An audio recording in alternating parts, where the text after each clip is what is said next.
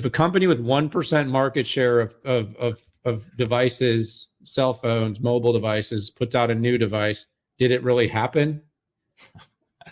Yeah, no, that I got a lot of response on that, LinkedIn and on X. And you know what? As I look back as a former product guy, it was kind of a crappy thing to say. And maybe it was, I don't think it was out of frustration, but it was more about it. And by the way, I did add to that after 7 years, right, of Uh, pounding their heads against the wall.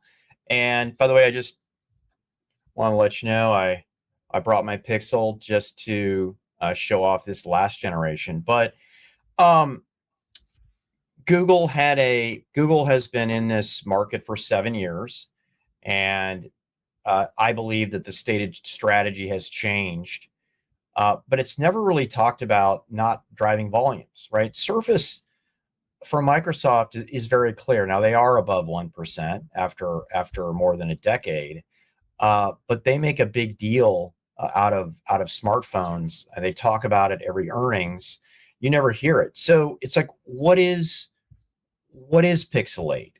Um, Out of the other side of my mouth, I do want to say I was impressed by some of the technologies of the Pixel 8. First thing is they brought out a new Tensor G3 chip, which it looks like on a lot of workloads is slower than its predecessor, but it does some really amazing photography tricks on there, right? They upped the camera resolution, they improved low light, they improved Magic Eraser. They improved the display, the battery, the design with punch hole. So there's a lot of good stuff there. They improved, I think, real tone, night sight, stuff like that. They also added Bard. Now, Bard is not integrated, is not being it's being driven very quickly out of the cloud, and it's not being done on the device itself. But with this new chip, the G3, with some oversized, it's either oversized AI or oversized ISP, versus, let's say, what Qualcomm might bring to the table. I'm interested to see what they do with this. Now, I don't crap talk to get people to reach out to me, but the head of enterprise mobility at Google did reach out. Jesse Vicino, I hope, Jesse, I said your name correctly. And, we had a dialogue. Jesse used to work at Samsung, and I've been researching them for 12 years to kind of have this discussion. And my goal with the first conversation is to better understand their strategy. Is it a growth strategy moving outside of the US?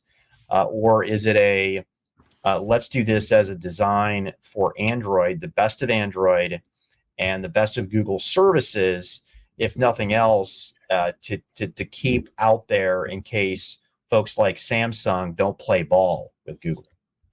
yeah, I'm going to keep my thoughts here pretty short. I think it's an opportunity, Pat. I actually think that as you see vertical integration, as we see the AI feature sets, one of the things we're seeing in cloud is increasingly companies saying basically, if you want the best of the features, you got to be in the cloud. Well, Google, and this is a little bit of what Surface has always struggled from as well, has been kind of always been really, philosophically, I'm not in the room in the negotiations, but fair about the Android devices all having some level of parity. And I'm sure there's some antitrust reasons that has to happen as well.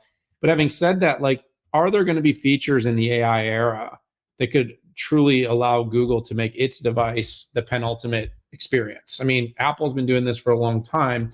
Well, it doesn't actually have the best features, but by basically increasingly vertically integrating and closing architectures, making theirs better, at least to its audience. I don't feel like Google's really capitalized necessarily on the opportunity it has. I mean, it is the Android creator.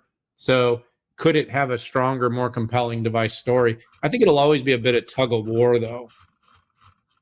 It'll always be a bit of a tug of war with their policy and antitrust requirements. So Let's see how that one goes, Pat. But I think it stays relevant because we need competition, and Google does. It is a good device. This isn't a Fire phone.